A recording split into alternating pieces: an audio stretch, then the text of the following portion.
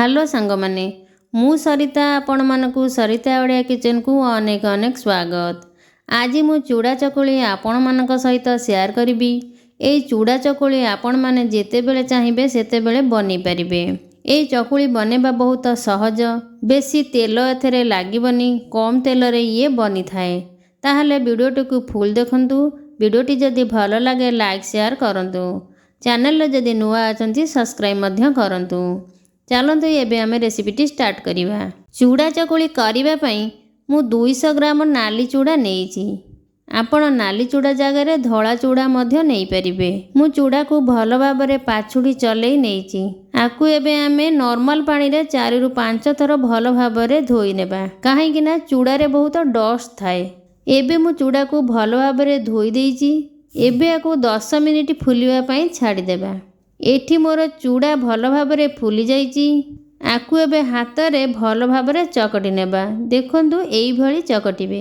एठी मु प्राय 50 ग्राम बिरी को भलो भाबरे धोई बाटी रखिथिली ताकु मध्य नेउची। तापरे आमे एथिरे दबा सबु वेजिटेबल्स। देखंतु मु को वेजिटेबल्स नउची। एठी मु किछि धनिया पत्र काटी धोई नेइची। तापरे किछि कैप्सिकम मु एई भली छोट छोट करी काटी नेइची। गोटे आलू को मध्य ग्रेट करी भलो भाबरे धोई नेइची। गोटे गाजर को मध्य ग्रेट करी धोई नेइची। तापरे मु एठी नेइची अल्प बंधा कोबी। तापरे मु एठी नेइची गोटे पियाज, गोटे टमाटर, 4 रु 5 टी कंचा लंका ताकू मध्य एई भली काटी नेइची। एबे आमे वेजिटेबल्स को एथिरे पकाइबा। एठी मु टमाटर, पियाज, लंका को एथिरे देई देउची। तापरे बंधा कोबी, गाजर, आलू, कैप्सिकम और धनिया पत्र मध्य देउची। एबे आमे दबा किछि मसला। मु एठी स्वाद अनुसार लूण नेइची। तापरे अल्प टिके फूड कलर नेउची। मु एठी येलो कलर नेइची। आपण चाहिले स्किप करि परिबे। तापरे मु नेइची गोटे चम्मच करी पाउडर आउ हाफ चम्मच चाट मसला। एसबु को एबे भलो भाबरे अल्प पानी देई गोळाई नेबा। बेसी पतला करिबेनी, एई भली रखिबे। एबे मोर बैटर रेडी होई जाइची। एठी मु पूर्वरु गैस ऑन करी गोटे पैन को गरम करी नेइची। एथिरे मु देउची गोटे चम्मच रिफाइन ऑयल। तेल एबे हमर गरम होई गेलानी। मु एठी 2 टंकी आण देउची। आण देई एई भली भाबे प्रेस करी नेबे। तापरे गोटे ढांकुणी घोड़ाई देबे।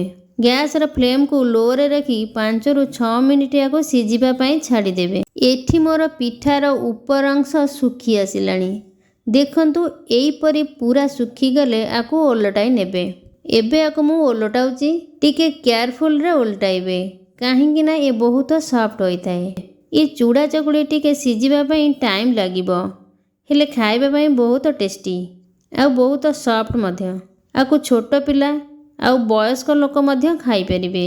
ओलटाई सारिबा परे आकु पुणी किछि समय ढांकुणी घोराई देबा। एबे पिठा मोर बहुत भलो भाबरे होई जाइछि। कलर मध्य बढ़िया देखा जाउची। एबे आकु गोटे जागा को काढ़ी नेबा। मु सेम प्रोसेस रे आउ सब पिठा करि नेउची।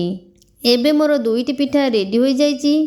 आपण मानकु मु करिथिबा चूड़ा चकुली रेसिपी केमिति लागिला कमेंट माध्यम रे निश्चय जणाइबे।